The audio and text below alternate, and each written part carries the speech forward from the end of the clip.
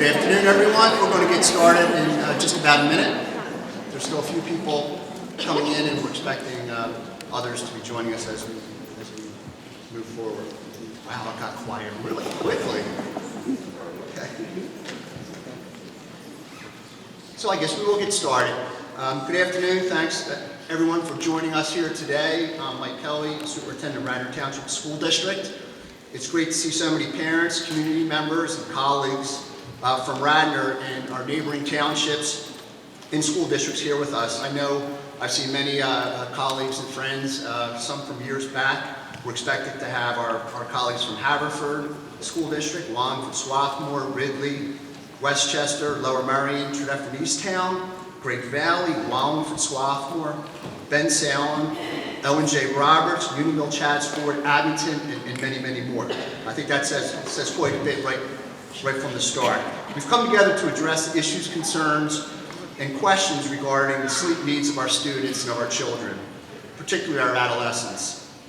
As an educator who spent over 30 years working with teenagers in one capacity or another, and the father of two children in their late teens, I've seen it, I've lived it, and sometimes up close and sometimes personal. And given the number of people who are here today from so many different places, I can only assume that you have that same experience and or interest in the topic. In a few moments, I'm going to introduce Dr. Scott Dahlsgaard, the Assistant Superintendent of Lower Merion School District, who will introduce our panelists for today. Scott's a colleague of mine also, and he'll tell you a little bit more about our panelists, Dr. Judith Owens, Dr. Katherine Dahlsgaard, Dr. Joe O'Brien, and virtually Dr. Jim Scanlon, who created a video for us today. But first, I'd like to extend just a few additional welcomes and thanks. On behalf of Radnor School District and our partners for this event, the Radnor League of Women Voters, I'd like to extend our welcome and appreciation to those who are joining us as representatives from various community organizations, such as the Renaissance Academy, AAA of Mid-Atlantic, the Delaware County, Chester County, and Montgomery County Intermediate Units, the Tredyffrin Easttown Library, the Pennsylvania Chapter of American Academy of Pediatrics, and much more. Also, very deserving of our thanks are our co-sponsors for this event, the Radnor PTOs and the PTSA, the Tredyffrin Easttown PTOs, everyone from Lower Merion School District who's working with us, and the other regional League of Women Voters, many of whom are here today, who have supported us in organizing this and making this something it's been happening and in the works since last summer. Finally, the event would not have been possible without our partners, the Radnor League of Women Voters, who we're proud to work with to bring attention to this, but also to other important issues. Over the recent years, we've worked with the League on issues of Keystone exams, Common Core, and various other matters regarding instruction, such as mathematics in the elementary schools. So again, I'd like to thank the League, led by Dr. Roberta Winters, for its support in making this event happen. Given the stature of the panelists, I'm confident we'll learn a little bit about the recent study conducted by the American Academy of Pediatrics, and that included recommendations regarding sleep, of course. One strong recommendation that I'll share with you now before leaving it to the others is that strong community support is critical in us all helping to address the issue of student sleep, adolescent sleep, sleep deprivation, and its impact on our children, our adolescents, and the family. So right off the bat, we've taken one great step towards trying to address this need in a collective and collaborative manner by us all giving up our time to be here today, to listen, to learn, and to plan steps forward. So at this time, I'd like to ask Scott to come up, who will introduce our panelists, and then we will get started with today's event. So thank you again for being here today.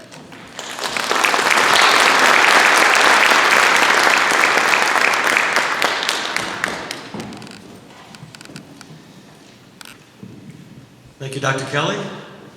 Good afternoon, everyone. It's wonderful to see so many of you from so many different locations in the area coming together with a central focus on student wellness. I'm here representing the Lower Merion School District, but I'm also here as an educator and as a parent and someone with a deep concern for student wellness, and that's what we're all here for. So I'm here to adopt a learning and a listening stance. We have a wonderful panel of experts that it's my pleasure to introduce, and we look forward to learning from their expertise and really strategizing for how we can collectively support student wellness. Our first panelist this afternoon is Dr. Judith Owens. Dr. Judith Owens is Director of Sleep Medicine at Boston Children's Hospital in Boston, Massachusetts, and Professor of Neurology at Harvard Medical School. Dr. Owens is an internationally recognized authority on pediatric sleep and the author of over 150 original research and review articles in peer-reviewed journals, chapters, and books on the topic. Her particular research interests are in the neurobehavioral and health consequences of sleep problems in children and adolescents, sleep health education, and cultural and psychosocial issues impacting on sleep. She was also the lead author of the 2014 American Academy of Pediatrics policy statement supporting healthy school start times. Dr. Owens received her undergraduate and medical degrees from Brown and a master's in maternal and child health from the University of Minnesota. She completed pediatric residency training at Children's Hospital Philadelphia and fellowships in behavioral pediatrics at Minneapolis Children's Medical Center and in child psychiatry at Brown University. She's board certified in pediatrics and sleep medicine. Please welcome Dr. Judith Owens.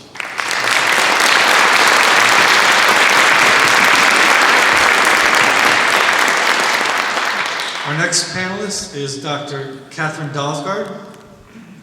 Dr. Dahlsgaard is the lead psychologist at the Anxiety Behaviors Clinic and director of the Picky Eaters Clinic in the Department of Child and Adolescent Psychiatry and Behavioral Sciences at the Children's Hospital of Philadelphia.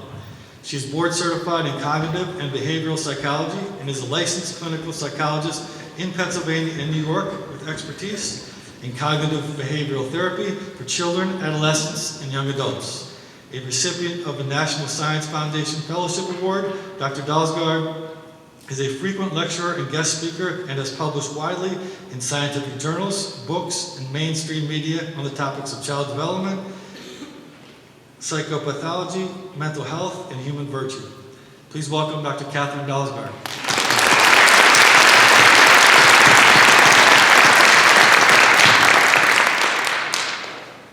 As Dr. Kelly mentioned, Dr. Jim Scanlon, unfortunately, is not able to be with us today, but his bio is worthy of being read, so I'd like to share that with you. Due to a last-minute scheduling conflict with his family, Dr. Jim Scanlon is not able to be here today. However, Dr. Scanlon has submitted a video presentation of his perspective on this issue. Dr. Scanlon has spent his entire career in public education. Since 2009, he has served as the superintendent for the Westchester Area School District. Prior to coming to Westchester, he spent 3 years heading the Brandywine School District in Delaware and 7 years at the Quakertown Community School District. Dr. Scanlon has been following the issues of sleep deprivation for teens for the last several years. The solutions are not easy, but Dr. Scanlon believes the issue is important enough that we need to continue to work on it, talk about it, and analyze it regionally. And we are beginning to do that today. So, in his absence, let's please give a round of applause for Dr. Scanlon.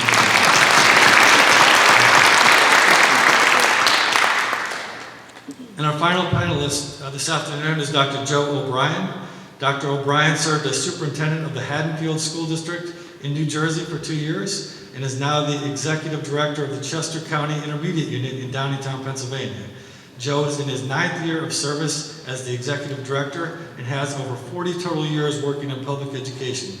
Each year, Joe oversees a study group of the Chester County Youth Forum, where student members are from each of the Chester County school districts. This year, the Youth Forum is looking into the design and impact of delaying school start times as one of the ways to address student sleep needs.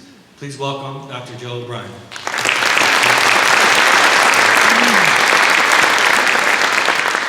And at this time, I'd like to thank you again for coming and turn it over to our panelists. Thank you. Good afternoon, everyone. Welcome. I want to just say how delighted I am to be part of what's really a very unique event in my experience, to see so many participants in the audience from many different school districts representing a number of different stakeholders in the community. So you all deserve a lot of credit for coming out here and spending part of your Sunday afternoon with all of us here. So my charge really is to talk about the relationship of sleep, circadian biology, and health, principally in adolescents. I'll touch a little bit on children as well. And so the objectives here are to emphasize the importance of sleep as a health imperative. And keep that in mind, because this dialogue really becomes about health. Sleep is a public health issue, which we don't tend to think of it as. But hopefully you will be convinced of that by the end of this presentation. I want to touch on what happens from a normal developmental perspective in terms of sleep and circadian biology as children go into adolescence and through adolescence. And then finally to really talk about the impact of particularly chronic sleep loss on student health and safety as well as function. So sleep really is essential to health, safety, productivity, and well-being. And it's just as important as nutrition and exercise, things which we focus a lot of our health messages on, to both physical and mental health, particularly in adolescence. And it's not only getting enough sleep, but it's also getting sleep that is timed in concert with your circadian biology. And you'll see a little bit what I mean about that. And unfortunately for us human beings, the only thing that replaces sleep is sleep. Not caffeine, not resting your eyes, but sleep. We can't do without it. Why is the circadian system important? I think we all have a sense of how we feel when we haven't gotten enough sleep and how that affects both our physical well-being and our mental well-being. But we've also realized in the past few years that circadian clocks not only are housed in the brain and control when we're asleep and when we're awake, but there are circadian clocks in virtually every cell of the body. And so misalignment or disruption of that circadian clock results in profound impairments in health and function in different systems like the cardiovascular system, like metabolism, like the gastrointestinal system, the renal system.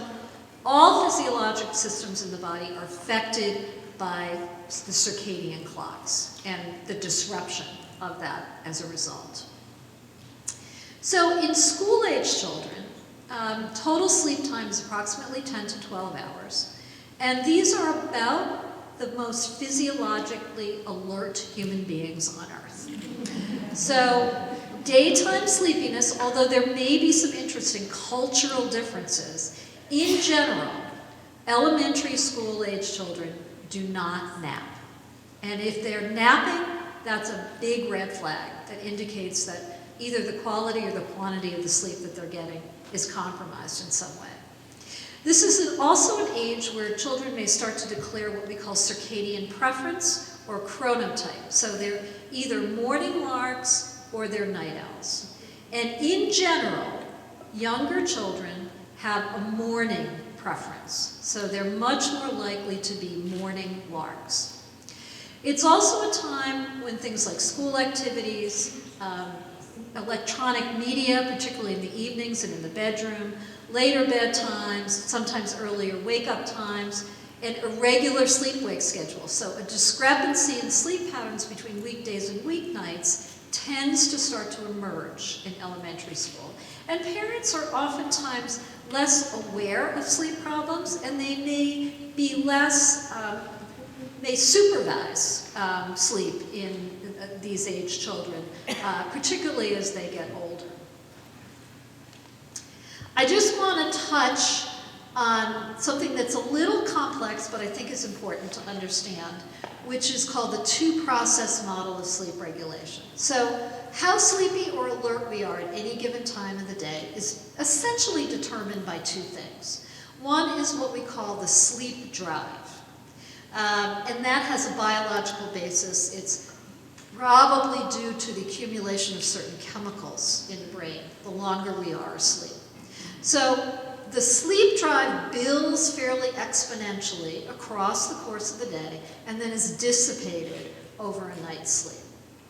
Sometimes in concert with that homeostatic sleep drive and sometimes opposing it is the circadian drive towards alertness, which essentially has as its principal biomarker melatonin.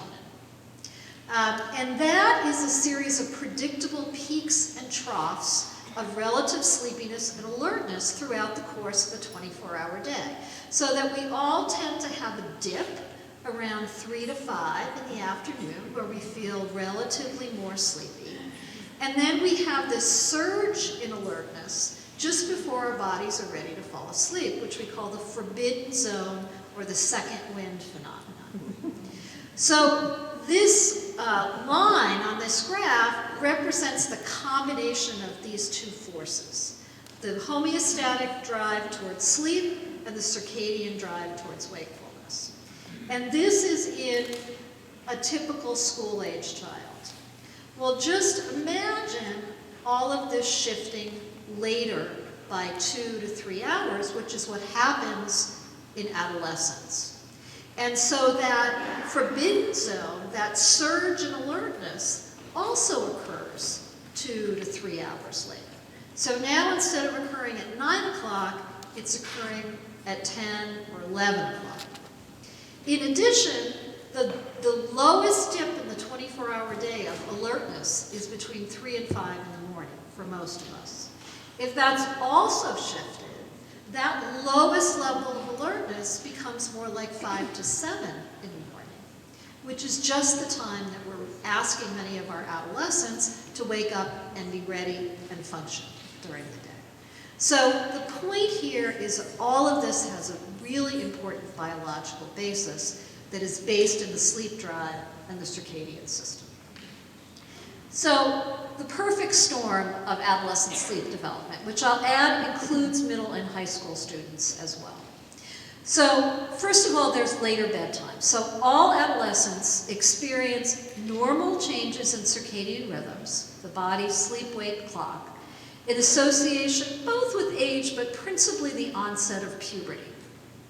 And this results in a biologically based shift or delay of up to several hours in the natural fall asleep time and wake up time. And on a practical level, that means that it's very difficult for the average adolescent to fall asleep much before 11 p.m. And that teens in general cannot make themselves fall asleep earlier. So this isn't an issue of bad parenting. This is an issue of biology. Of course, there are additional environmental factors which further contribute to this situation. So, competing priorities for sleep, homework burden, after-school employment, screen time, social networking, all of those are top priorities for adolescents and often take the place of sleep. But we also know that exposure to light in the evening, particularly light from computer and television screens, suppress the body's production or secretion of the hormone melatonin, which is one of the most important triggers for falling asleep. So we already have this biologically based delay, which may be further exacerbated by some of the behaviors that students engage in. By the same token as later bedtimes, you also have later wake times. So these biological changes are in direct conflict with earlier school start times, both at the middle and high school levels, essentially school starting before 8:30. Because adolescents are biologically programmed to wake up at 8 a.m. or later. And as a result, students are being required to wake and function at a time when their biological clock is telling them to be asleep. I mentioned before that trough towards the early morning hours. And not only that, but the stage of sleep called REM, or rapid eye movement sleep, which is critical for learning and memory consolidation, is concentrated in the last third of the night. So having to wake too early not only results in sleep loss, insufficient sleep for teens, but also selectively robs them of REM sleep, and thus the ability to really learn and function as well as they should be able to. What adolescents do to address this problem is they sleep in later on weekends. So you see this increasingly discrepancy, which may start in elementary school, between bedtime and wake time on the weekday and weekends. And we know that variability in sleep patterns, in and of itself, independent of how much sleep you get, is associated with learning deficits and behavior problems. Furthermore, is this really adequate compensation for sleep loss during the week? No, because sleeping in on weekends doesn't help you to be more alert Monday through Friday when you need it most. It doesn't correct the impairments associated with chronic sleep loss, and in fact may even make the situation worse. Because if you go to bed and you sleep later on weekends by 2, 3, 4 hours, you're further going to exacerbate that normal shift towards a later bedtime and wake time. And if you sleep until 1 o'clock or 2 o'clock on Sunday afternoon, there's no way you're going to be awake long enough to be able to fall asleep at a reasonable hour on Sunday night. Remember that sleep drive, that has to accumulate long enough in order for you to be able to fall asleep that night.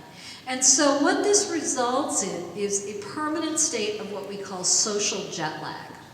It's like these students are shift workers. They're constantly trying to sleep at times when their bodies are telling them to be awake, and to be awake at times when their bodies are telling them to be asleep. And if you've ever had jet lag, you know what that feels like. And in fact, the adjustment to jet lag takes about 1 day per time zone crossed to adjust. And so if you have a shift in your bedtime and wake time by 3 or 4 hours on the weekends, it takes you till Wednesday, Thursday to readjust, and then the whole scene starts all over again. And we know that this misalignment or social jet lag is associated not only with sleepiness, increased sleepiness during the day, but poor academic performance and depressed mood. So the bottom line here is the average middle and high school student needs at least 8.5 to 9.5 hours of sleep per night. The middle school students a little bit more than that.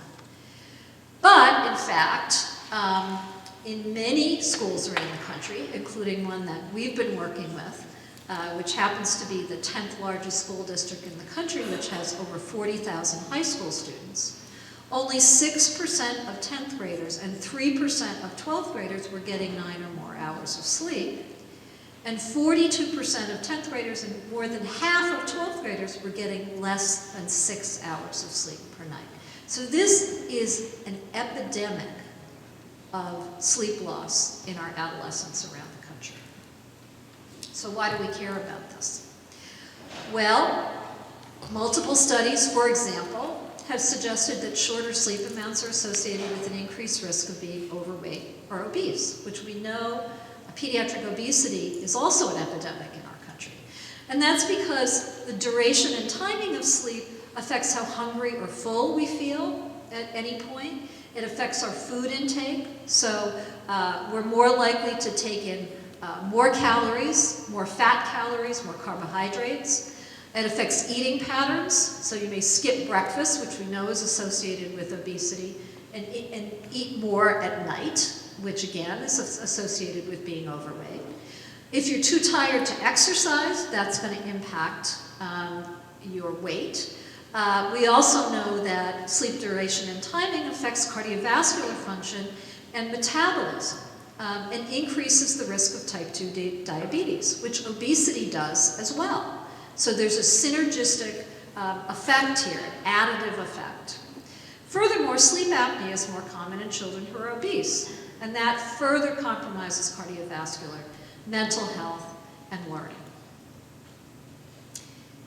Kids who are sleep deprived are more likely to use caffeine to stay awake.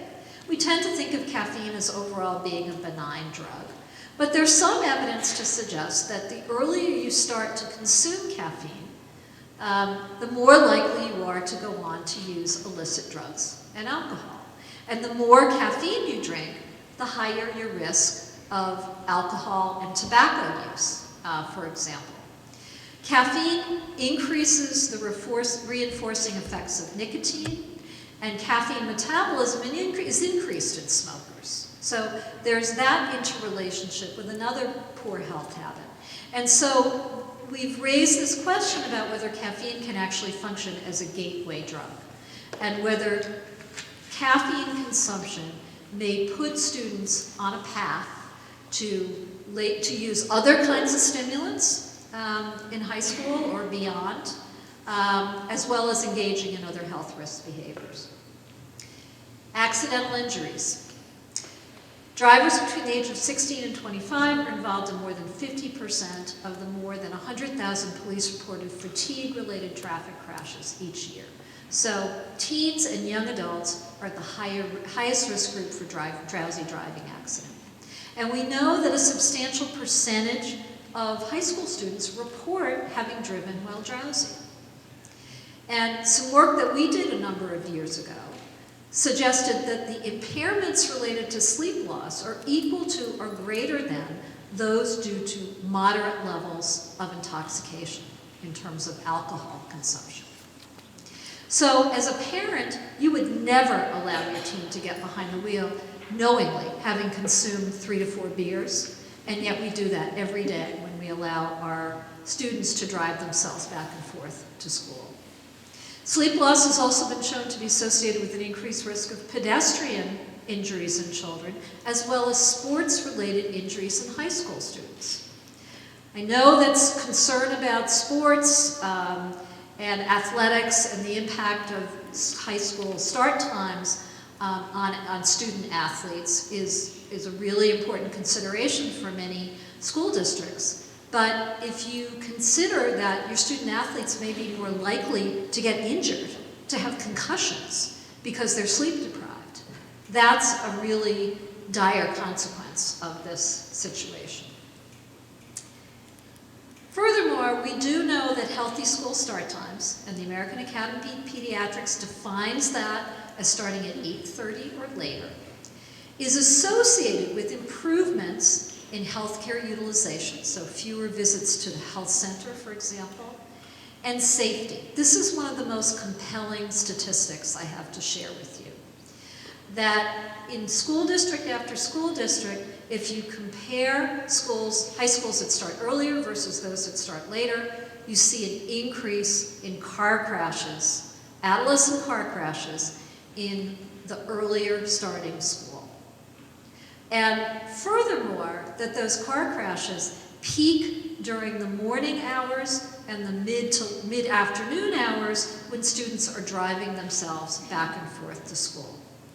And probably most compelling is that a study that was published just last year by the Centers for Disease Control suggested that there was a reduction in adolescent crash rates, 16 to 18-year-olds, by 65 to 70% in some communities that had delayed their school start times. 65 to 70%. It's hard to imagine a public health measure that would have that much of an impact.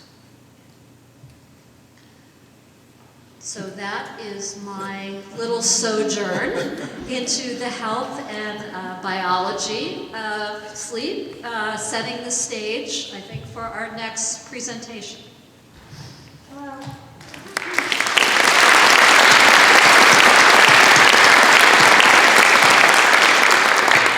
I also would like to thank everyone that has come here today, as well as everyone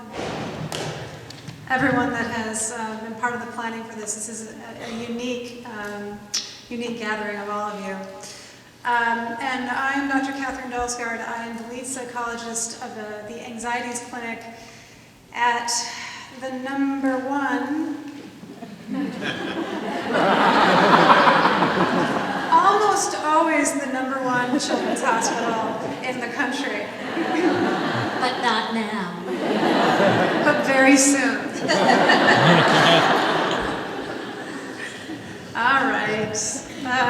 All right, and the rest of my talk is going to bum you out. So that was the funny part, and now prepare to weep.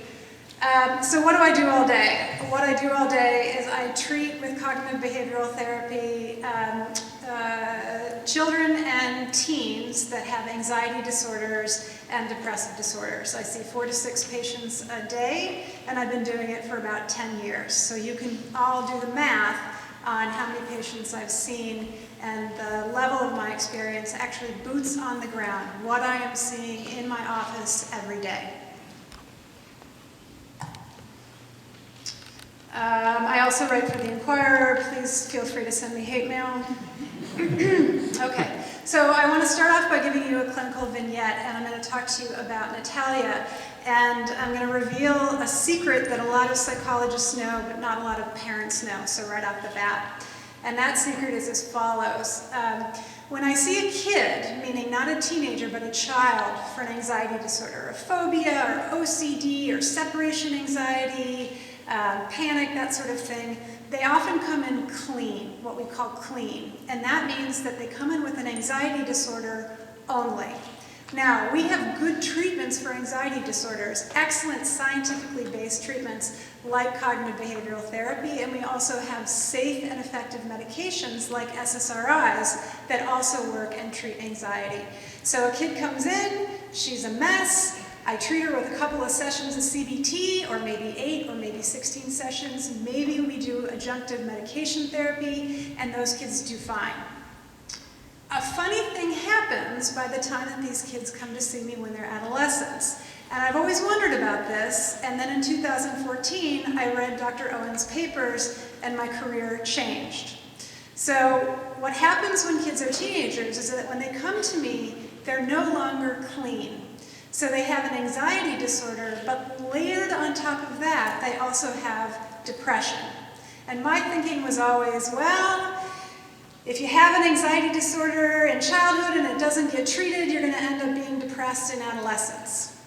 But that doesn't explain the adolescents that would come to me and say, I had no problem with anxiety in childhood. It's anxiety and depression hit me as an adolescent. So I could never quite explain that.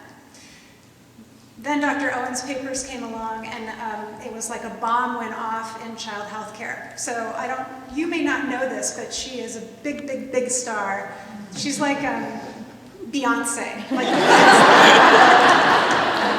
So she's Beyonce, and I've won like a local talent show, and I get to sit next to her.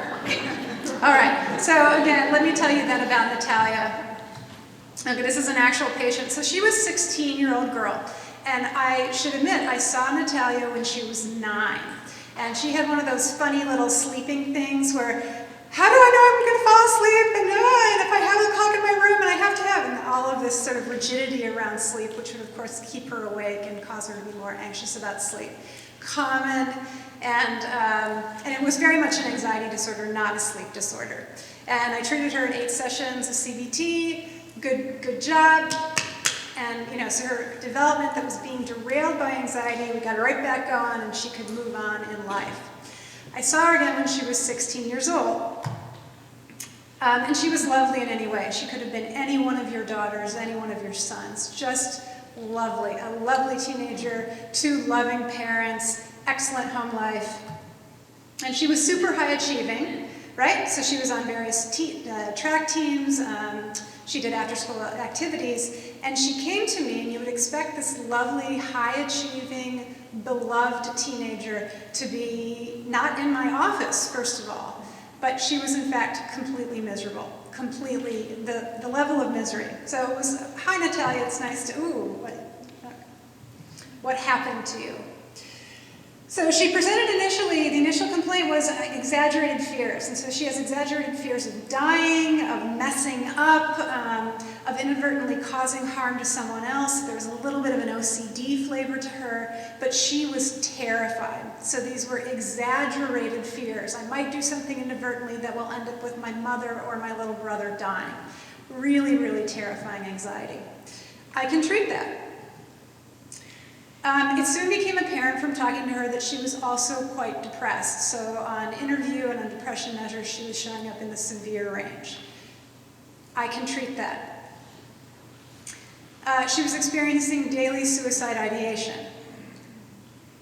I don't like to, but I can treat that.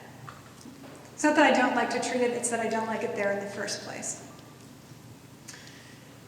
She was very connected to her parents, and her parents had absolutely no idea how bad things were for her.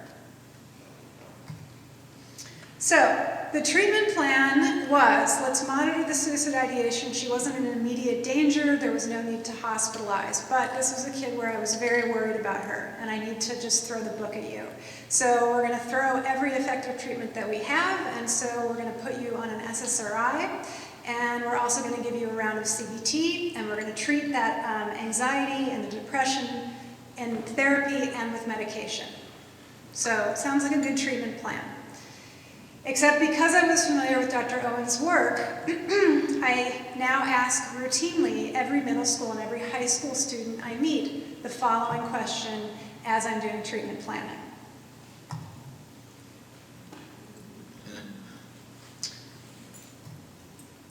In Natalia's case, like 1:30, now I want you to hear the sound of when she answered this, the sound of a needle on a record going, because that right there is a game changer. So, why was she falling asleep at 1:30 a.m.? Natalia, don't fall asleep at 1:30 a.m. Well, her school day starts at 7:50, and she has to wake up at 6:30 a.m. And so she's clocking about 5 to 7 hours of sleep on school nights. You know from Dr. Owens' presentation, teenagers need 8.5 to 9.5 hours a night. So by the time she hits the weekend, let's just say she's 6 hours of sleep a night, that's 30, right? 5 nights a week is 30. So by the time that she hits the weekend, she's 15 hours of sleep delayed, 15 hours of sleep deprived. And did I mention, what a shock, she's completely miserable, right? So all of you here remember a time when you were parents of newborns. All right. That's where she is. Now, by the time you're parents of newborns, your brain is still developing, but it's not developing, that much anymore. But for an adolescent, adolescence is the period of development that is second only to infancy for where brain development is taking place.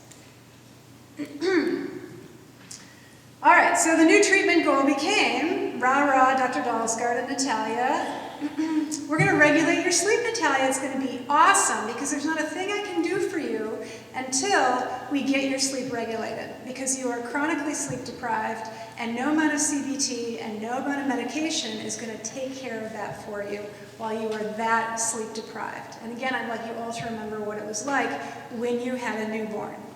No amount of therapy would have convinced you. No amount of medication would have helped. You were still dragging yourself through the days. Except that you also had a baby to go home to. So it was worth it, at least I hope. All right, so let's work backwards, Natalia. Rah, rah, still keeping the optimism up, because that's what I'm here for. I'm here to instill hope as a therapist and to do some problem solving for you. And to get 9 hours a night, she had to go to bed earlier than 9:30. And that means she needed to shut off electronics, so there'd be that melatonin production, and she needed to engage in at least a half an hour of kind of soothing activities before she would hit the bed at 9:30, and I needed her to immediately fall asleep at 9:30. None of this hang out in bed and think about your life and maybe fall asleep in 15 minutes. No, no, you're a teenager, I require perfection. She's 16 years old. What 16-year-old wants to go to bed at 9:30? The answer is 0.0.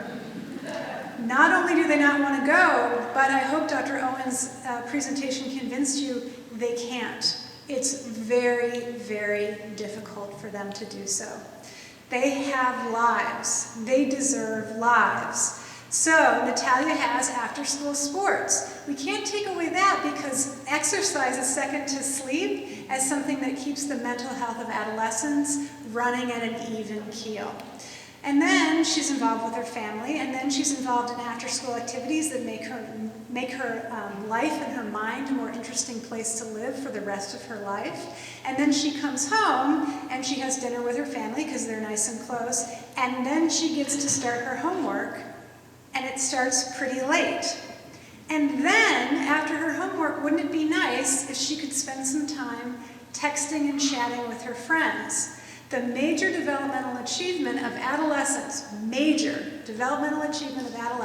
is establishing an identity. And I'm sorry, parents, children do not establish their identity through you.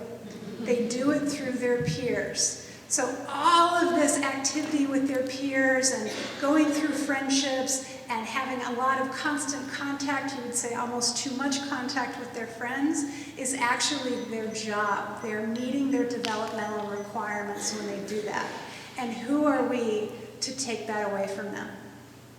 So I wish I could end this on a pleasant note, but in fact I can't, because there was nothing I could do for Natalia. And as a psychologist, I think physicians are trained to sit down in front of families and say, I've done all I can for you, there's nothing more to be done. But psychologists are not trained to do that, right? We instill hope, we solve problems. Therapy is a fun place to go where you're going to get better. And for me to sit across from a family and say, I don't know what I can do for you, you're going to continue to be depressed and anxious and suicidal because I can't figure out a way to get you more sleep. Because while you are chronically sleep deprived, there's nothing I can do for you. It is a horrible moment. And if it's a horrible moment for me, imagine how horrible it is for the parents and this poor girl. All right, so what does the research say? That was anecdotal. I see Natalia's all day long in my practice. Natalia's and Nate's all day long in my practice. But what does the research say? Well, the research says that sleepy teens cause them to be everything that we worry about with teens. So when you think about the biggest worry you have about your teen, go ahead and think about it. Okay, whatever it was right there, that was the worry. I can guarantee you that sleep affects that. So sleepy teens are vulnerable teens. So insufficient sleep in teenagers has been linked to irritability and behavior problems. So sleepy teens have emotional dysregulation problems. And they tend to be triggered quickly and get angry quickly and be irritable quickly. Does that sound familiar, parents? Yes. So your lovely, lovely child has become a moody teen, and we're supposed to think that that is a normal part of development. It isn't a normal part of development. Right. But emotional dysregulation, being quickly irritated and being very emotionally triggered, is a direct cause of is a direct result of lack of sleep. We worry about our teens being depressed, and we worry about our teens being suicidal. Well, it doesn't matter how you look at it.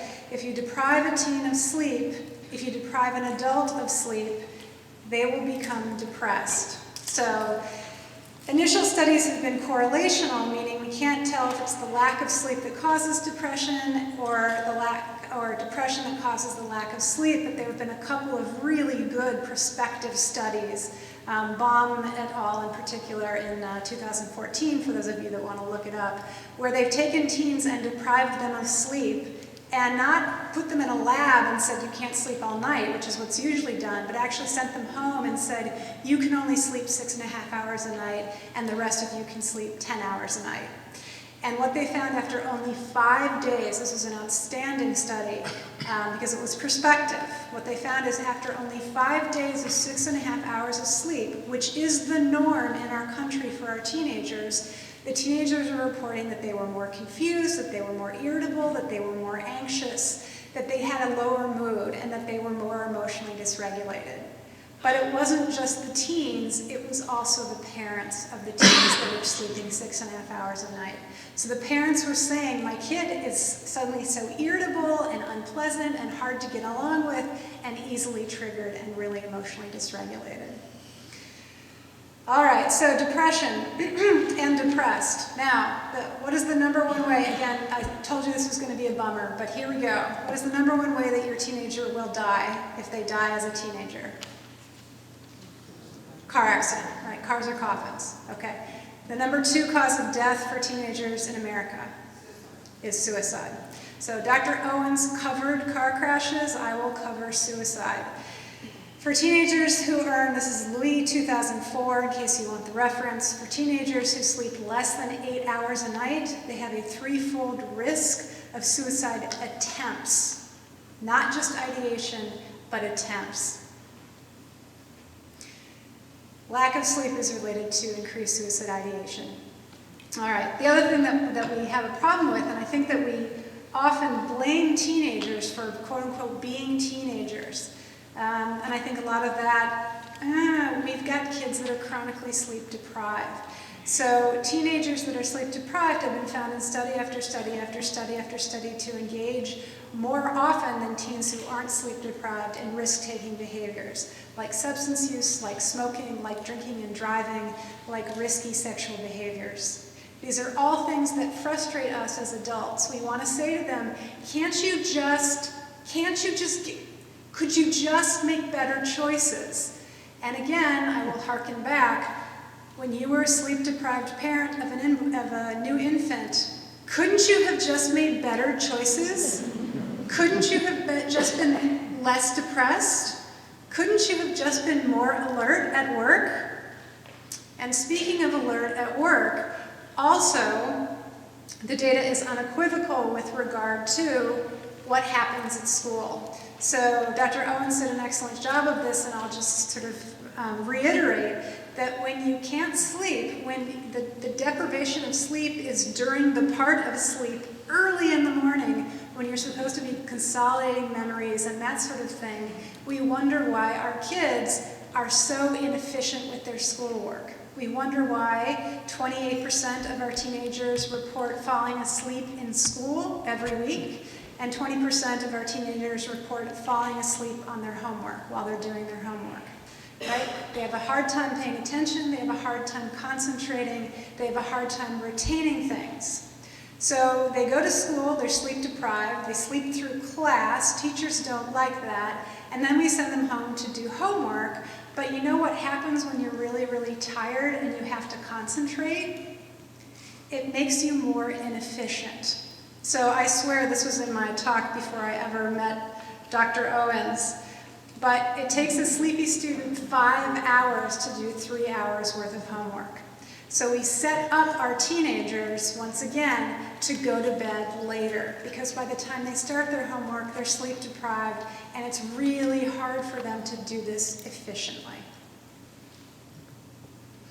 All right, not totally a bummer. There is good news about sleep, which is everything I just said can be undone when you get sufficient sleep as a teenager. So, teens make better choices. Teens report less depression. Teens report less suicide ideation. Teens report being more alert. Teens report being less tardy. Teens report enjoying school more. All of these things when they have sufficient sleep. It's just that so few teenagers in America have sufficient sleep.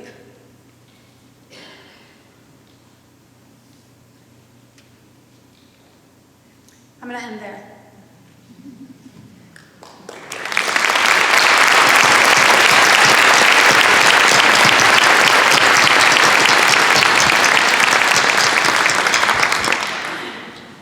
Dr. Scanlon, as our commentator noted, cannot be with us today as a family conflict, but he did want to present on this. I am Joe Bryant. I work in Chester County at the Intermediate Unit. Jim Scanlon is one of the Chester County superintendents I work with on a regular basis. He's the superintendent of Westchester Area School District. So I want to invite you to watch his video presentation, please. Hi, my name's Jim Scanlon. I'm the superintendent of the Westchester Area School District. I'm sorry that I'm unable to be in Radnor today, but a scheduling conflict with my family commitment is keeping me with my 2 young children. I'm confident that Dr. Joe O'Brien from the Chester County Intermediate Unit will be able to fill in the blanks and respond to questions from an educator's point of view about schedule changes in our schools that will help teens get more sleep.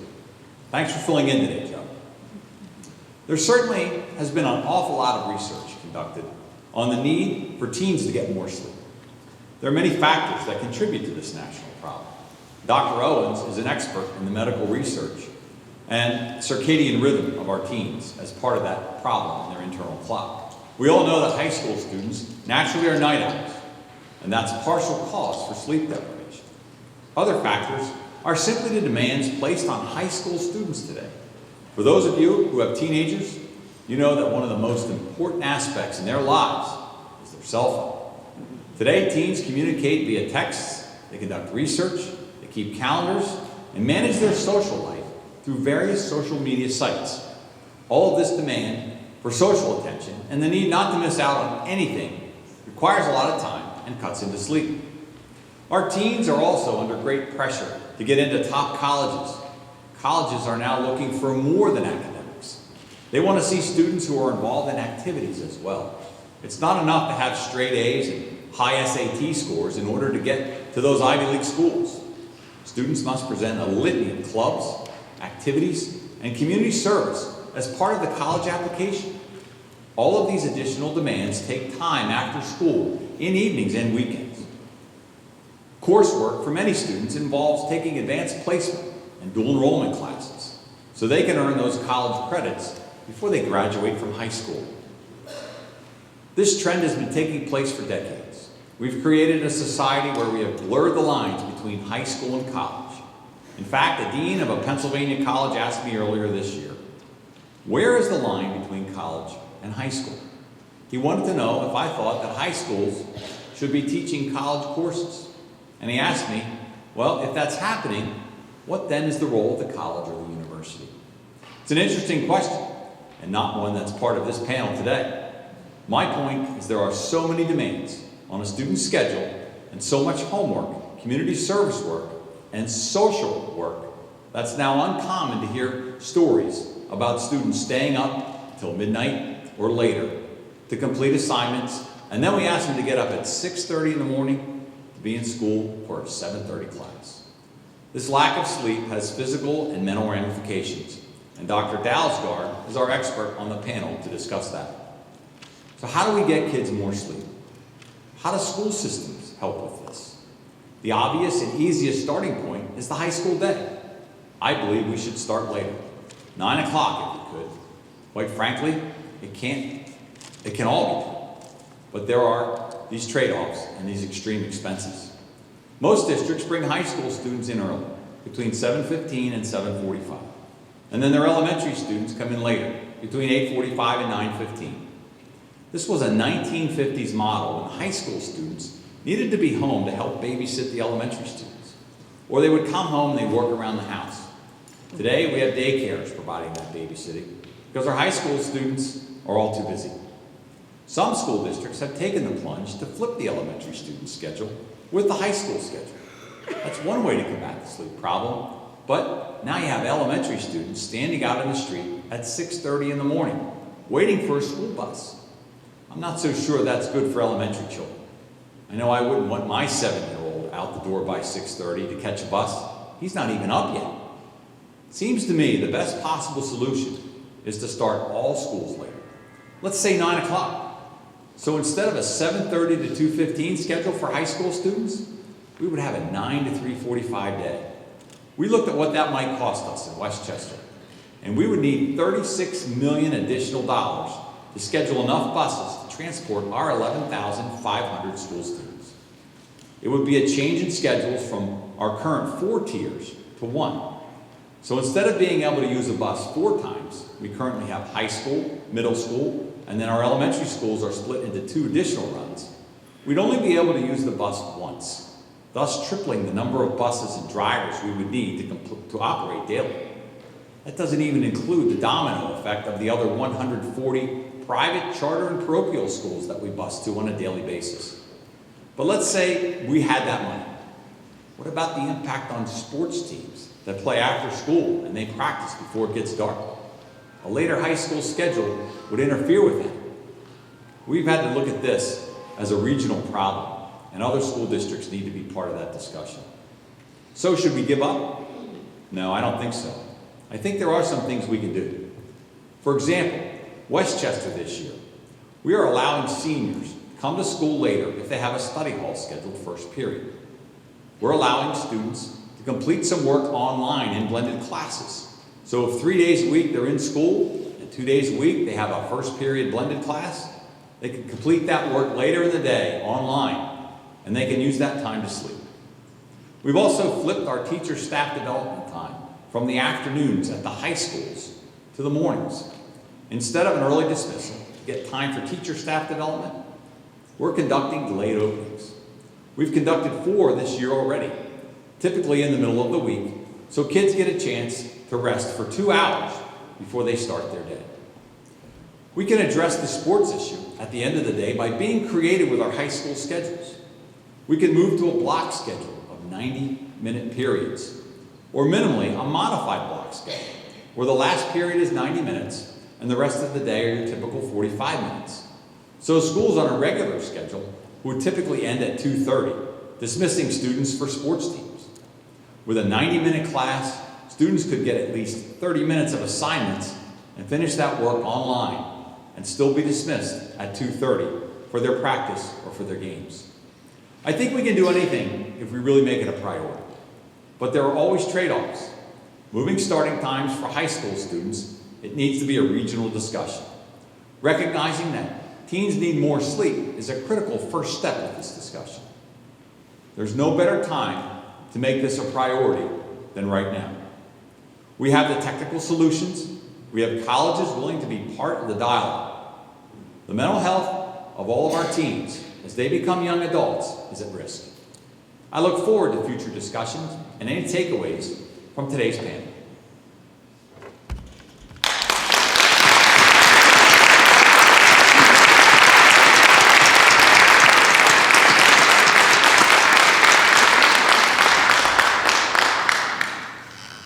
So once again, I am Dr. Joe O'Brien from Chester County Intermediate Unit, and I'm here to sort of follow up on Jim's comments.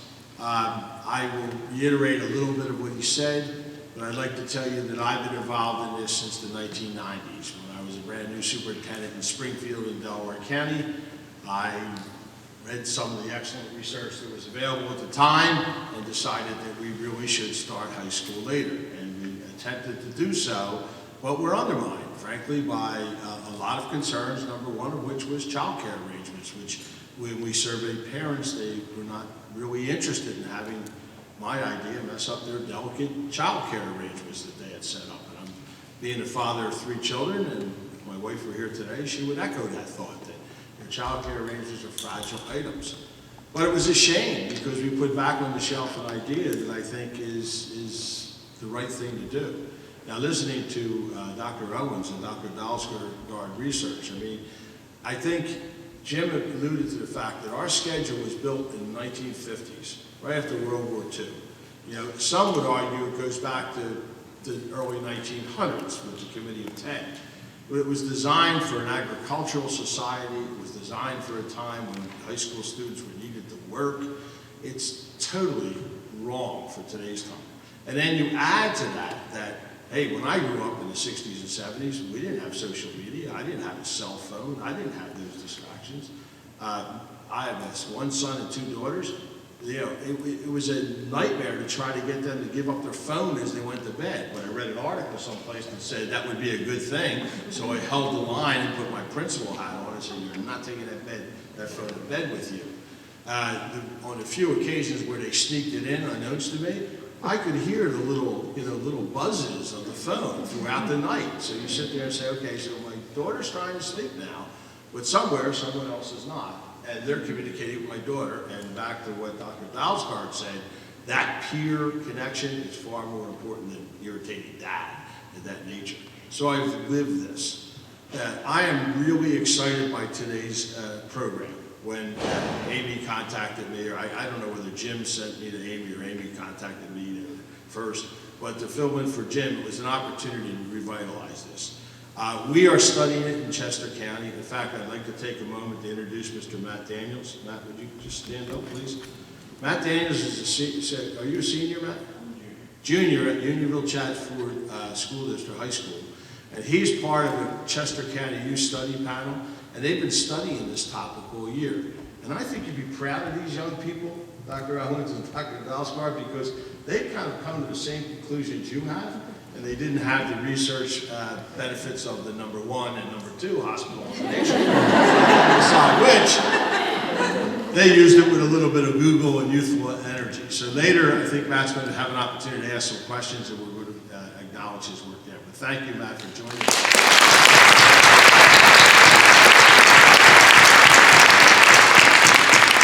Matt and his team have produced a PowerPoint which will be shown to the school boards throughout Chester County.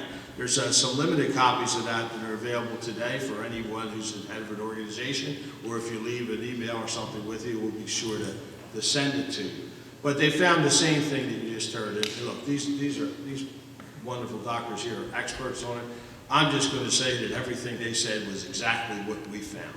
Our students found the physical benefits of increased alertness and longer attention spans, short and long-term memory, overall better health. They found the research on suicidal ideation. They found the research on traffic accidents and the number of fatalities that were there. It seems like such a simple solution. Move school start times back. I hope the time is now. I believe there are going to be obstacles. Number 1 is always money. But you know what? If you have listened to today's program and you start to realize that those costs associated with Dr. Owens and Dr. Dahlsgaard told us, if we added them up, that's a lot of money being spent. A lot of money being spent on health-related issues, on psychological issues, and emotional issues. There's a lot of money being spent. Maybe we need to find some money to change our high school start time. I found it interesting today to note that, Dr. Scanlon's talking about a 9 o'clock start time. That seems to resolve it in many regards. A 9 o'clock start time for high school kids and middle school kids would be fine. The cost, Dr. Scanlon gave you an extreme example. That would be to keep everybody at 9 a.m. Not everybody has to go at 9 a.m. Maybe we could still stagger it, and that would reduce the cost somewhat. But the benefits to changing the high school and middle school schedules far outweigh, in my mind, the cost. I know that we're getting a little bit of energy around this. Unionville Chadford School District is studying it. In fact, they sent out a survey of their parents, and we're waiting very eagerly to get that back. I'm hoping it's a lot different than the survey I got back in 1995, which really said that about 95% of my parents did not want us to change the starting schedule. I think part of what I didn't do then was I didn't educate folks. I educated my board and my staff. They were on board, but I couldn't get the message out to the parents. I think the wonderful thing of this program is that not everyone in here is a parent and connected to numerous parents. Please get the message out as to how important this is. We can do anything if we all get together. And I think when you talk about, our presenter mentioned, I think there's 30 different organizations here, and there's probably 15 school districts represented here. A regional approach really helps. When Matt and his team studied it, they were studying individual high schools. Edina, Minnesota, Clarksville in Virginia, 1 or 2 schools that did it. And every result was the same, a much improved learning environment in addition to the obvious health benefits that the experts have told you. Transportation seems to be the major item, but I'd simply have to believe that if we put our minds to it, we can figure out a way to get kids to school on time. And at that time would not be 7:30 a.m., it would be 9 a.m. So I want to applaud the League of Women Voters and the Radnor Township School District, and I better stop because it sounds like there's about 40 groups behind this one. I want to thank all 40 of you. You put together a great program. You've informed people of this. You brought together the acknowledged experts that can give you what I can't, which is the medical and scientific research, the psychological research of dealing with students and lots of cases of kids who actually have these issues. And then what I bring is a group of great Chester County High School kids who accepted my challenge about 1.5 years ago to study this. We bring this group together every year, and we do the process is called creative inquiry. We like to give them a real world problem to solve. And a year ago I said, would you guys be willing to take a look at adolescents and sleep deprivation? And they did, and I find it very interesting that they came to the same conclusions that our experts did. So the next step, I think, is to figure out how we can implement a school starting time of 8:30 or 9 a.m. that accomplishes this. And I'm going to stop at this point and say thank you, and it was an honor to share the stage with the number 1 and number 2.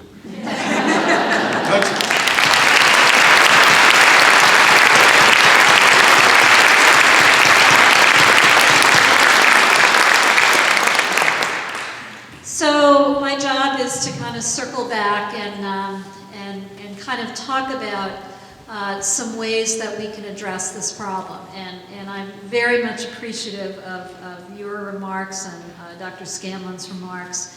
And I think there's no question where I stand in terms of the importance of healthy school start times for students, but I think it's also important to see this in a broader context.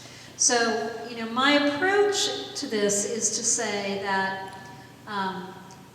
healthy school start times are a necessary but not sufficient way to get students the amount of sleep they need. And what I mean by that is if you don't have healthy start times, and you heard a very eloquent description of that, students simply will not be able to get enough sleep and will not be able to sleep at times that promote optimal health.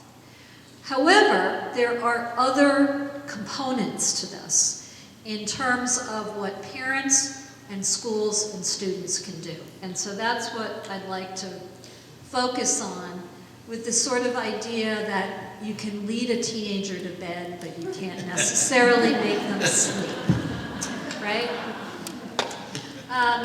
And I'm also going to finish with talking about some lessons learned that we have gleaned from talking to school districts around the country. And to the best of our knowledge, more than 1,000 schools now in over 70 school districts around the country have delayed school start times. Virtually everything that's been published on this has shown that there are significant benefits. Having said that, the Centers for Disease Control published a study last year which showed that in 2011, less than 20% of middle and high school students, schools started at the recommended 8:30 or later.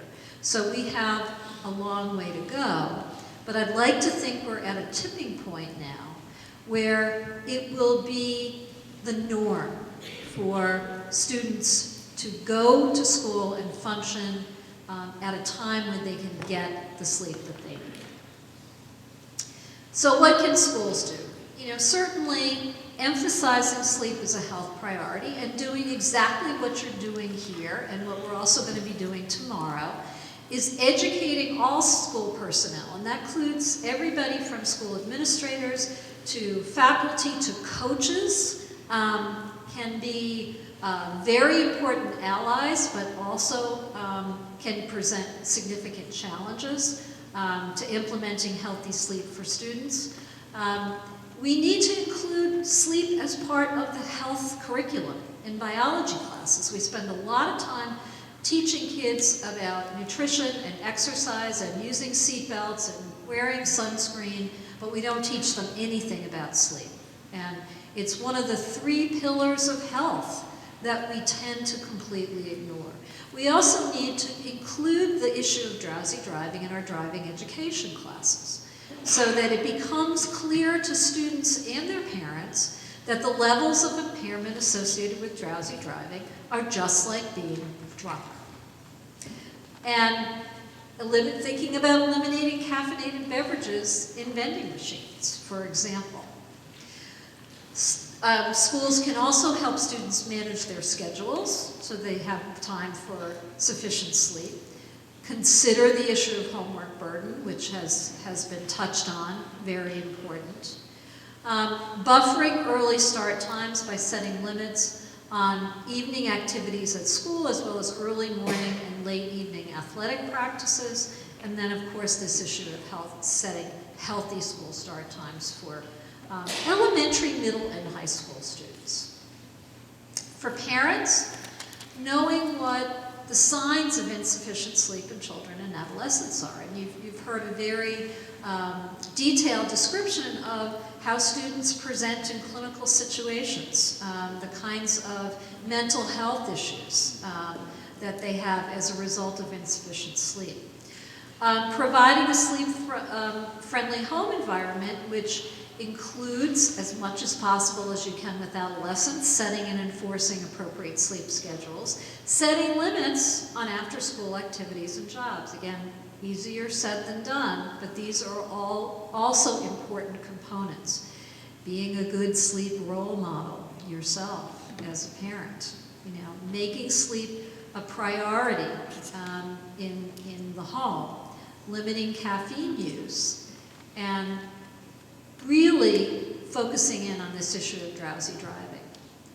I've coined the phrase, no Z's, no keys, right? The one thing that we have over our children as parents of teenagers are those car keys.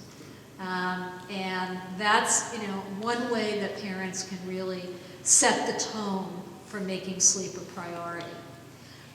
In terms of caffeine, this is not always easy information to get, but knowing what kind of sources of caffeine are out there. If you want to get a little shock, go to a website called thinkgeek.com, which advertises itself as having every possible caffeinated vehicle that you can think of, including caffeinated soap, caffeinated chapstick, caffeinated popcorn, caffeinated beef jerky. So it's not just about Red Bull and Starbucks anymore. And many of these products are advertised to allow teenagers to stay up later. There's even caffeinated beer now. Yeah, So well, a yeah. teenager can be drinking caffeinated beer. So it works out. Yeah, right. It allows you to stay up longer and drink more, right? And if you monitor your child's caffeine intake, and it really looks like it's over the healthy amounts, to develop a plan to cut down, again, being a good role model, encouraging caffeine-free beverages, and basically do not allow caffeine to substitute for sleep, because it has a short-term effect. It's the only widely available psychoactive drug in the world. Caffeine is a psychoactive drug. It's associated with things like tolerance and dependence and withdrawal, just like any other drug. So this is not, as I mentioned before, may even be seen as a gateway to other kinds of use of other stimulants. So what about students? there's an element of personal responsibility here. So these are practices which promote healthy sleep, including practices which support these two processes of sleep regulation, the sleep drive and their circadian system.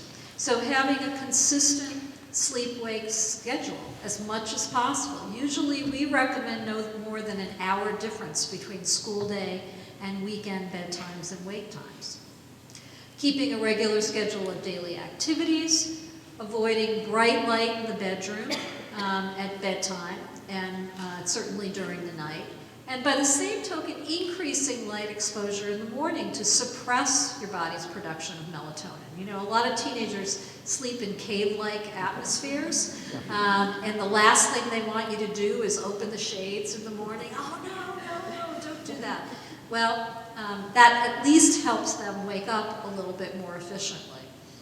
Let me just say a word about napping, because there is a strategic plan for napping, although I will say right at the offset that while naps improve alertness in the short term, they are not a long-term substitute for getting enough sleep. But if you're like Natalia and there's simply not any room in wiggle room in order to get enough sleep at night, a second, third, fourth best strategy might be to use strategic napping. When is it helpful? When it's absolutely not possible to get enough sleep at night. The timing of naps is important in that you take advantage of that circadian trough in the late afternoon when you're more likely to be able to fall asleep. And sleeping for 30 minutes or less is very important in terms of avoiding what we call sleep inertia, which is that terrible, groggy, confused feeling that you have when sort of being awakened from a nap, because if you sleep longer than 30 minutes, you're much more likely to go into deep sleep, and it's much harder to wake up from deep sleep. But again, this is a short-term band-aid, not a long-term fix. We want to also promote practices that have to do with what we call sleep conditioning, which is to have a regular bedtime routine, and limiting activities which are associated with being awake when you're in bed, like texting and doing homework. Use the bed for sleep only, and by the same token, avoid sleeping in other environments besides the bedroom, like the couch or in the car. Bed equals sleep. Practices which reduce arousal and promote relaxation, keeping electronics out of the bedroom and limiting use before bedtime, particularly screen time. Blue light from screens suppress melatonin and biologically delay sleep onset. Avoiding heavy meals and vigorous exercise close to bedtime, so having hockey practice at 9 o'clock at night is not a great idea because that raises your core body temperature and makes it harder to fall asleep. You can't just come home and fall asleep after vigorous exercise. Reducing cognitive and emotional stimulation before bedtime, eliminating caffeine altogether if possible, but certainly after 6 p.m., and including activities in the bedtime routine that are relaxing and calming. And finally, practices which promote getting enough sleep in terms of quality and quantity, setting a bedtime and wake time as much as possible to ensure getting enough sleep, and to maintain a comfortable sleeping environment, which typically means lower temperatures, quiet, dark. And if there are any health professionals out there, our recommendations are based on this sort of outline of screen, educate, and advocate.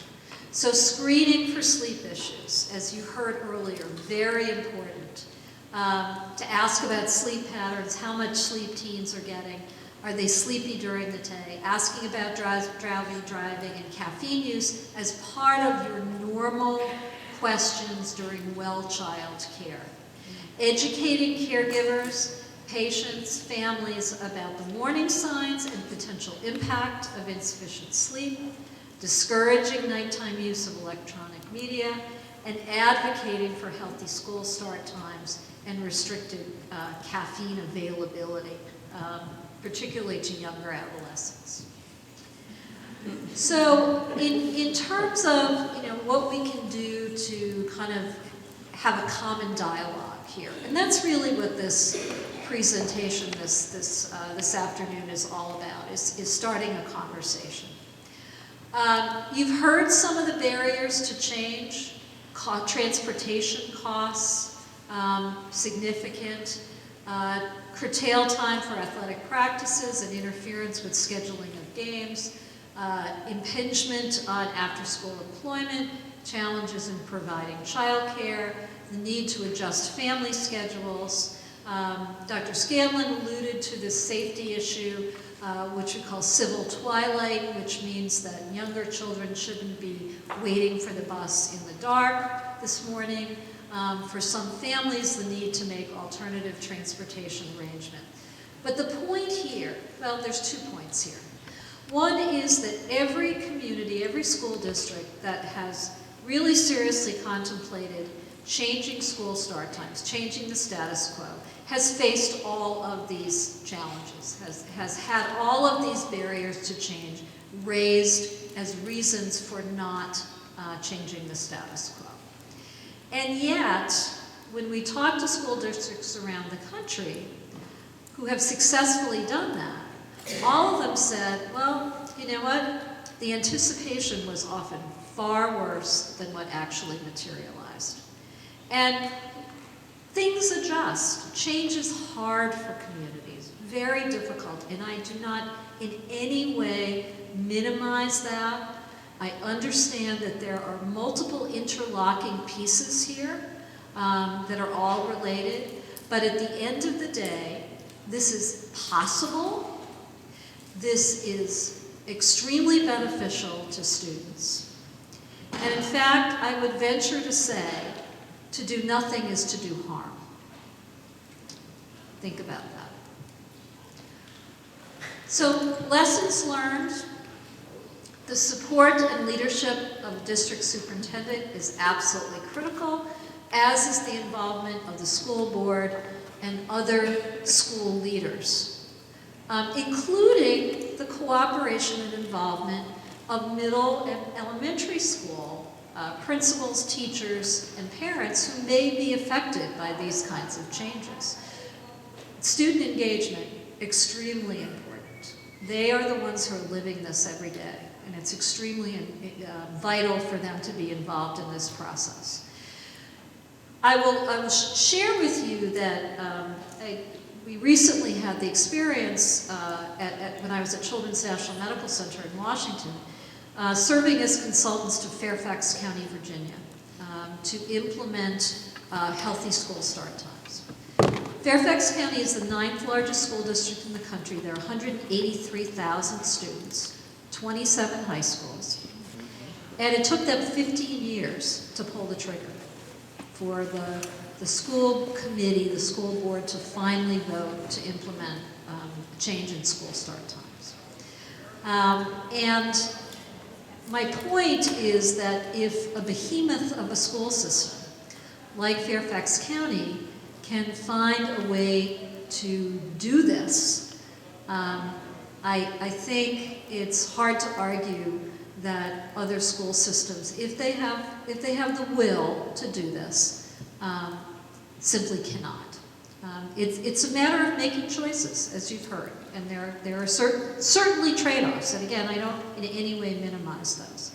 So you need to educate the community about the importance, which is hopefully what we're doing here this afternoon, but you also need to engage the community. You need to listen to the folks, to concerns, to comments, to questions. Very important. We held 3 town halls when we were in Fairfax County, just so that everyone had the opportunity to weigh in with their concerns and questions.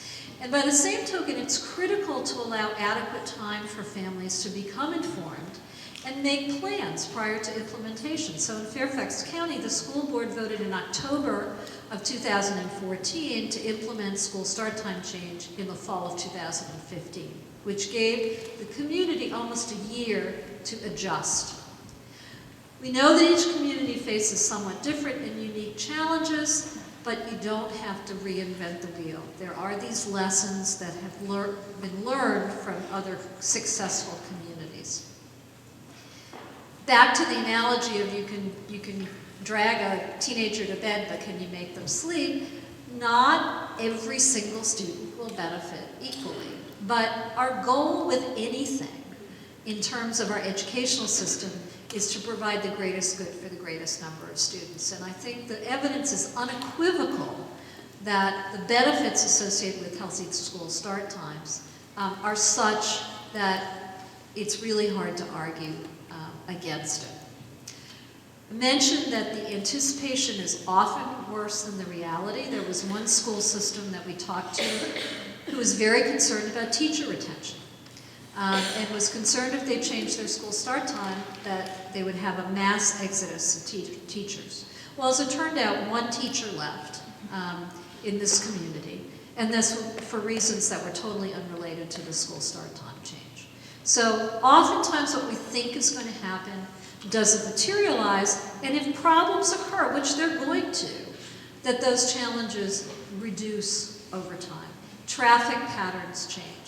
Families make childcare arrangements. The athletic schedules sort themselves out. You just need commitment from the community to do that. So I think now we have an opportunity for you all to weigh in and ask your questions and make comments. And again, we're all very appreciative of your presence here this afternoon. And thank you for your attention.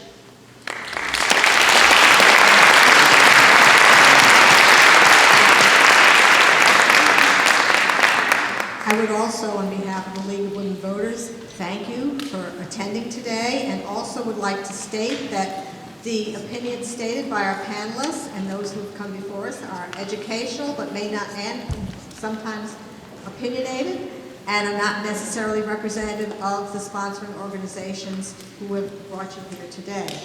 Our first, as you can see, we have people collecting cards, which are going to be giving to us, but our first person who is going to speak to us today is Matthew Daniels. And Matthew has a short statement because of his work at the Chester County IU and a question for our panelists. So Matt, would you come and tell us a little bit more about your efforts?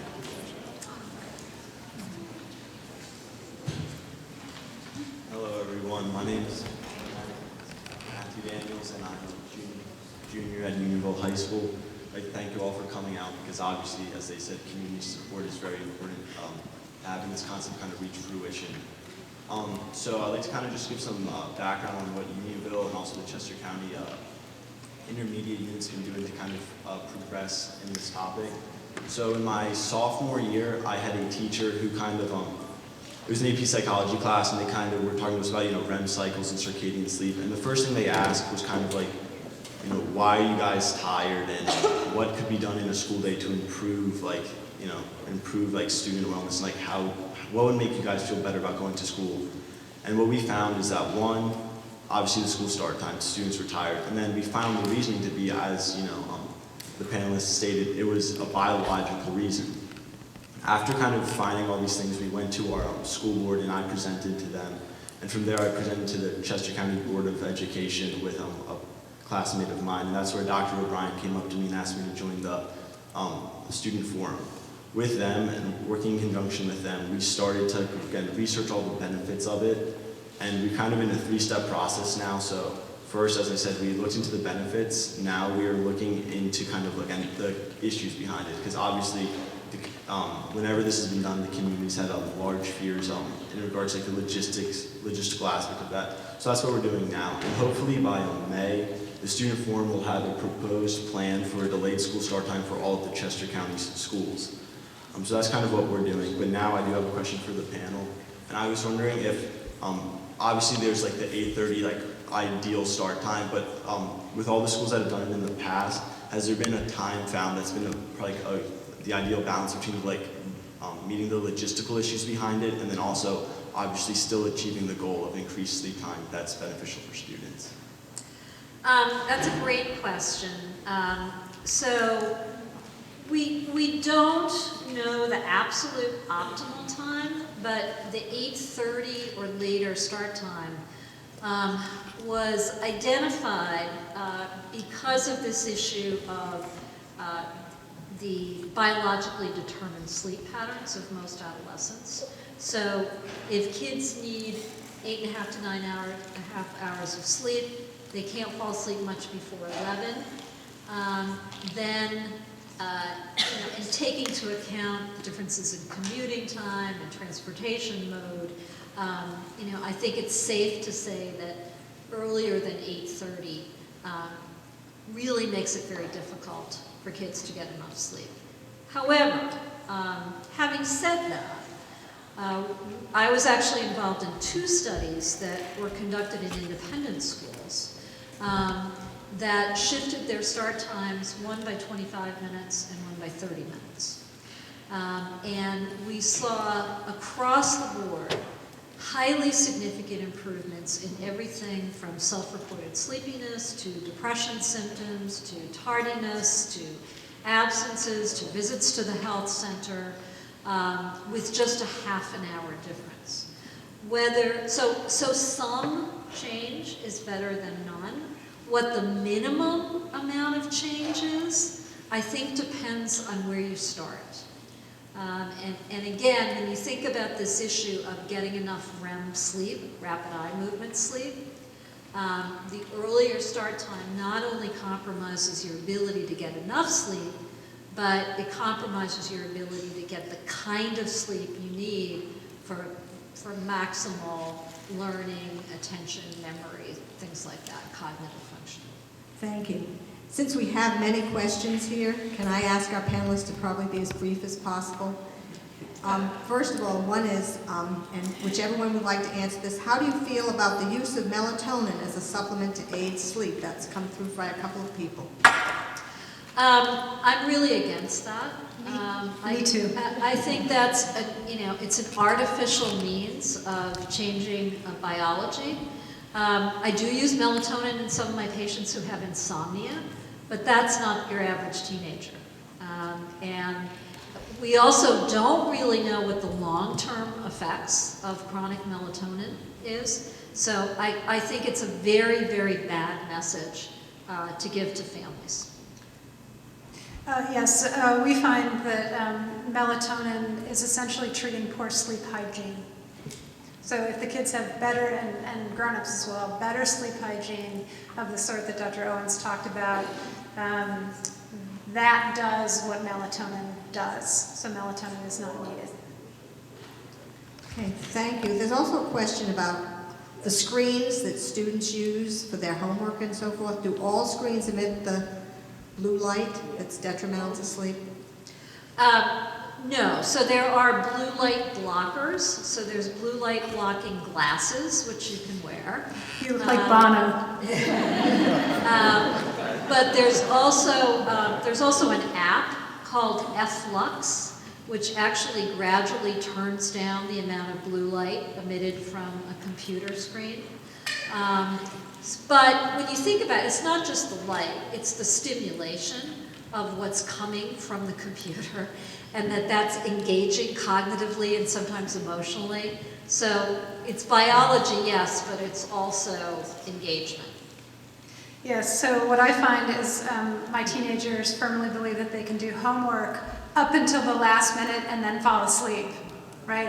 And girlfriend, you can't do that because homework is a drag, right? And homework, you have to use your intellectual powers. So you get both that cognitive awakening and an emotional awakening, and it's very, very hard to go from homework straight to sleep. The brain just isn't ready. Okay, I have another question. What percentage of adolescents experience that sleep onset delay? In other words, how many owls are there versus how many larks? Do you have a percentage for that? And how many No, I don't think that there's a percentage. I mean, what we found is that virtually all adolescents, as they go through puberty, have somewhat of a shift. For some students, that may be a greater amount of shift than for others, and there may be some differences in individual vulnerability to not getting enough sleep and to also have this circadian misalignment, but we don't know enough about that, and you can't assume that a given student is less vulnerable to the effects of this. There's a second part of this question. Is there a reason for that second wind that people get around 11 o'clock at night as adolescents? Is there a way to avoid getting that second wind? So they don't really... That's part of biology. That second wind, we think, occurs to kind of offset the accumulation of the sleep drive, and it allows you to sort of stay up for that extra hour. Otherwise, if you just had a sleep drive that was building and building and building, you would be overcome with sleep. What has been your relevant experience in other countries? Is this universal, or is it just more typical of this country with the sleep deprivation? In general, it seems that the United States has a particularly early school start time for middle and high school students. Now, that's not universal. There are some issues in other countries. In Japan, for example, because all students, high school students, have to take a single entrance exam for university, they're cramming schools, which start at 11 o'clock at night. So, you know, that's obviously not a good thing either. But to my knowledge, most schools in Europe, for example, are starting considerably later than American schools. I think I could add something to that. I've had experience with exchange students throughout the years, lots of exchange students, and as I said, I've been following this for over 20 years. I've yet to find a country that had the early starts time of 7:30 or some cases 7:15 that we have. So I can tell you right now, my daughter's on a teaching assignment over in Oxford in England, and she's in a public school or private school over there, which is public, and she starts at 9 o'clock. So at least in that district, they've got it right. And there was a recent study released looking at school start times, comparing them to America, US, and I think it was Rhode Island School District and an Australian one. In Australia as well, they start after 9, and the kids are getting 47 minutes, extra minutes of sleep in Australia. I have another question, probably for Dr. Dahlsgaard. Is there a connection between sleep and attention deficit or hyperactivity that you've looked at? Absolutely. So lack of sleep makes people, makes it harder to concentrate, but it also makes it harder to inhibit yourself from doing the thing that you want to do. So ADHD is a disorder of disinhibition. Kids and grown-ups with ADHD have a harder time inhibiting themselves from being distracted, inhibiting themselves from stopping, from continuing with an activity that's particularly cognitively challenging. So just take any problem with the brain, and that problem is going to be worse without sleep. So for kids with ADHD, they're going to become more inattentive. For my kids on the spectrum, you know, sort of these are a lot of kids on the autistic spectrum, they become more rigid and more sort of withdrawn with lack of sleep. It's bad all around. Okay, there's a question about, sometimes people think that if we start school later, the kids will just stay up later. Has that been your experience? Oh, I get that question all the time. And actually every single study, with maybe one exception, that looked at this very question has shown that bedtimes do not shift later. That bedtimes stay the same after school start time delay, and the students sleep more according to how much later their school starts in the morning. Another objection cited often is that that would leave like teenagers at home alone for another hour and a half in the morning. But I'm pretty confident, yeah, they'll be home, but they'll be sleeping, which is what we want. Yeah, they're not going to be ripping and running at 8 in the morning. It's actually when we do those early dismissals, you know, when we send the kids home at noon or 1 o'clock for staff development, they're tough times. As a former high school principal, that's when you have your misbehavior and incidents you have to deal with. When they go home during their natural awake time, that's trouble. We should substitute that through staff development in the morning for our adults and let the kids sleep in. There was actually was a bill in Congress introduced by Zoe Lofgren from California, and it back in the 90s, and it was called the Z's to A's Act, and it purported to mandate healthier school start times, and it was actually initially billed as an anti-crime bill and an anti-teen pregnancy bill. Because the idea is that these kids are getting home at 2 o'clock in the afternoon, their parents don't get home from work till 6, and they have 4 hours to do all kinds of interesting things.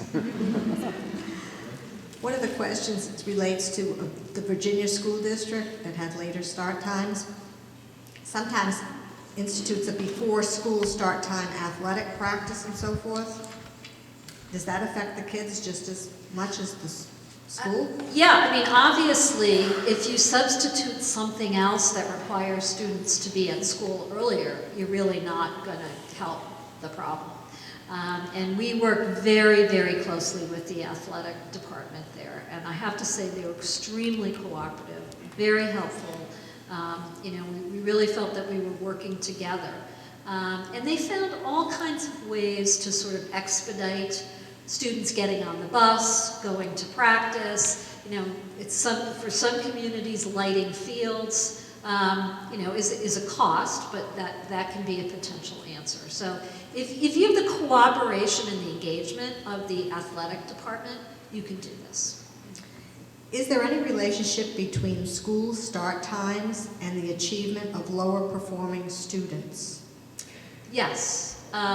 There are several studies now which have suggested that it may be the disadvantaged students in terms of academics who might benefit most from these changes in school start times. Now that may have something to do with the fact that we know that minority students in general and students living in poverty get less sleep for a number of different reasons, including school start times. So I think that that's a very important point because it may help our most disadvantaged students.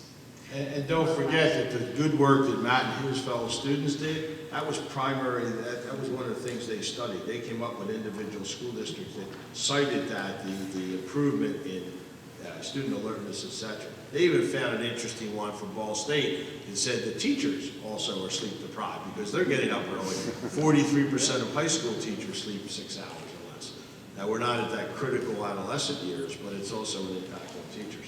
Right. The nice thing about this data, in social science data, it's rare that all the data go in one direction. Right? That's what we pray for.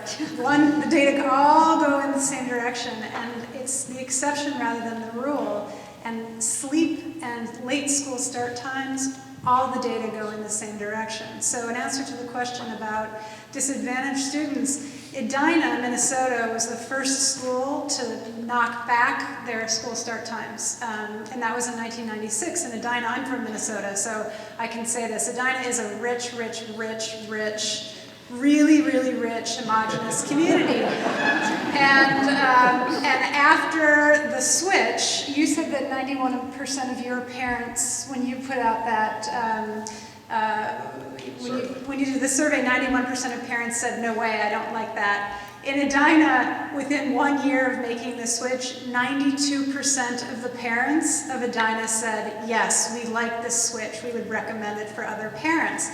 2 years later, Minnesota did the same thing, but this time in Minneapolis School District, so much poorer, much more diverse, urban school district, the data were the same. And I do believe that if we could have somehow forced that change, that was just not our culture at the time to force a change on our parents. But I've heard from many of the parents in Springfield, I was in Springfield for over 27 years, they came back later and said, wish we'd done that. That was the right thing. That's after they've gone through some of the teenage issues.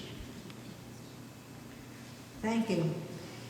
Given the evidence that you shared regarding car accidents from drowsy students, has there been any effort to engage insurance companies in helping us focus on teens and sleep and driving?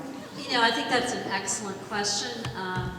To my knowledge, that has not yet occurred, but I think there's some interest in engaging groups like AAA. I understand they may have representatives here, and we're sort of just starting a dialogue with our regional AAA. But I think, you know, going the insurance route is a very interesting idea that might do a lot to kind of move this forward. Boy, I like that one too. I can tell you that if the insurance companies were to give a discount for your young teenagers' auto insurance, if the school had a late start, that would really help. Really help, because there's an incentive for them, and I think it's the right thing for the insurance companies to do. That's a great idea. Do you have any suggestions regarding guidelines on homework, since that tends to also be a complicating factor in student sleep? You know, I was glad to hear both doctors cite that, because it's part of the issue. And this is what Dr. Scanlon said. I almost wish he were here to answer this. We do worry about our kids. Like, you know, Radnor, Westchester, most of the school districts here, highly competitive, high-achieving districts where the kids all have their sights set on major universities' acceptances. It's part of the culture of the modern high school, at least in Chester, Bucks, and Delaware, and Montgomery County. What has happened is there's been an increased, real push for hard work, taking college courses early. How many APs can you get?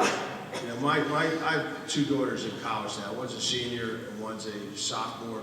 And they still talk to their friends about, well, you know, I took 15 APs. Oh, I took 16 APs. I took 12 APs.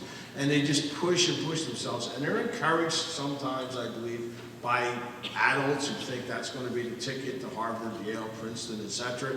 So I believe in schools reflect the pressures of that, and thus homework has increased because you want more rigor, you've got to give more assignments, etc., etc.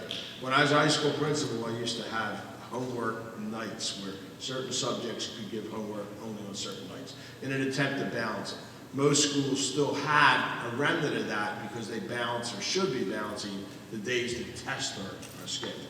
But no, that's another problem. And it's all, like I think Dr. Owens said, the interlocking pieces, you know. Higher rigor, go to an Ivy League school means more work, means you take college and high school, you know. Sad. Thank you. I think we probably know this answer, but is there any statistics regarding sleep deprivation and, for example, teen violence? I think you talked about impulse control. Yeah, there's a little bit of data. There's something called the Youth Risk Behavior Survey, which many school districts administer to their middle and high school students on an annual or biannual basis. That asks a whole host of questions about violent and delinquent behaviors. And there's a single question on that survey about sleep. How much sleep do you typically get on school nights? And several studies have looked at that relationship between self-reported sleep duration and the increased risk of violent and delinquent behaviors, and have found clearly that there's a correlation. Thank you. If we have that 3 to 5 p.m. dip in our rhythms, if school goes until after 3 o'clock, are we trading one problem for another? No, because remember that shift. So if there's a 2-hour shift at puberty, all of these circadian peaks and troughs also shift. So for most adolescents, that relative trough in the late afternoon is probably closer to 5 to 6, 4 to 6, 5 to 7, something like that. Right when they're going to be eating dinner with you. Get them all docile. Several people have asked questions about looking for resources to get more information about schools that have changed their starting times, about places and things where that have made a difference. Would you be willing to provide us information like that, or some references or resources, websites that people might go to for further information? Sure. I mean, I think probably a couple of reviews would be the 2014 American Academy of Pediatrics policy statement on school start times. And then this Centers for Disease Control study that was published last fall on school start times across the country. We also published an article called Lessons Learned in a journal called Mind, Brain, and Education in 2014 that talked about kind of our, you know, it was in some anecdotal, but we did some survey and we did some interviews with school districts around the country and kind of came up with these suggestions for schools. So those would be a couple of resources. Another good one is at the University of Minnesota, they, Center for Research, Google University of Minnesota Sleep Teenagers, and they have an entire section devoted to how to do it. So meaning how to affect the sleep, the later school start time, and they have administrators standing up and talking. It's videotaped, so you can watch it about an hour. 3 administrators stand up and say, this is how we did it. These are the difficulties we encountered. These are the creative solutions that everyone worked together to come up with, and this is how we implemented the later school start time. And that's my favorite place to send families. National Sleep Foundation, sleepfoundation.org is also another good resource for all things sleep, but sleep start times, school start times as well. Some of you may not be aware, but in Pennsylvania, we have limited ability to raise funds because we have an Act 1 ceiling that we cannot raise funds above without going out for public referendum. Given that, how can we address concerns from taxpayers, especially those who no longer have children in school, that we need additional monies to promote such a change? Well, that's the key. In fact, that was I think, the single biggest issue that Dr. Scanlon was trying to hint at. We had a conversation offline. I talked to him Friday evening in preparation for this, and we jokingly said that we might put together a group of superintendents and go and suggest that the legislature allow another exception for the benefits of our guests. It's something called Act 1. It was an act of the Pennsylvania legislature, the first act that year, which capped costs for school districts. And then there are exceptions allowed. Exceptions are allowed for school construction, for special education. So we think maybe this is an exception, an increased busing cost to allow only if you do a delayed school start. So that's a very practical and we think achievable remedy to that issue. However, speaking on behalf of superintendents everywhere, we would also be happy to kill Act 1. Thank you. I really appreciate, I wish we had time to go through all these questions, but I want Dr. Kelly, who's our superintendent here, to offer a few words, and there are also some places that we want to show up on the website where we're going to have a continuing source of information for you. Thank you, Dr. Winters, and they will be very, very few words. Again, please give a round of applause to our panelists.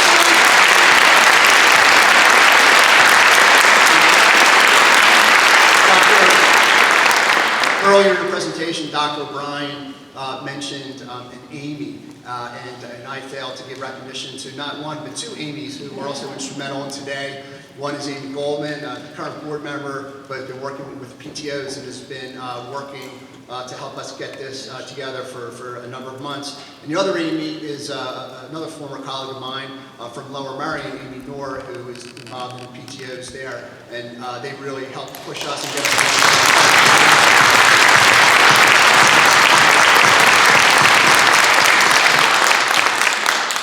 There are two more events as part of this 2-day event, and they're taking place tomorrow. One is at 8 o'clock in the morning, and that's for school administrators. So, for school administrators. So, who get a good 6.5 hours sleep on a good day. So, if you are a school administrator, or if you're not, you can pass that along. That is open to any school administrators that want to participate. And then tomorrow afternoon at 3:30, I believe, someone correct me, shout out if I'm wrong, but I believe tomorrow at 3:30 for any teachers that would want to participate, and that's at Radnor High School. So if you've not had the opportunity to sign up or let us know, that's okay. There's room for you, and we'd like for you to be a part of the conversation. What I took away from this is a better understanding of how complex the situation is, and that there seems to be an easy fix that's really not easy at all, and that's start time. But I'm very glad and appreciative of the panelists for not only giving us the information behind sleep deprivation and start times, but also identifying a number of things that we can do right now while we're waiting to see how the sleep time possible fix will come along over the next months or year or so as we're addressing that. So thank you very much. I'm hoping everyone pays attention. There are things we can do right now to address student sleep needs, and I believe that the presentation will be made available, and if not, we will make sure that on our website, all those things that we can do as parents, as educators, as teachers, and other community members that we can do right now to try to meet the needs of our students. And finally, we are going to be sending out a survey to all those who attended and leave, have left or will leave their email address. This is not a survey about start times. It's a survey about how did this particular forum help you? What can we do in the future to try to provide more information in venues like this? And most importantly, what are your recommendations for next steps? So I'm not here to tell you what our next steps are because they need to be informed by you. So please consider what you saw today, the engagement that you had with our community, the broader community. Look for the survey. I hope that you'll take the time to complete it. We'll make sure that it's very brief. Again, thanks for your time, and I hope you enjoy the rest of your Sunday. Have a great day.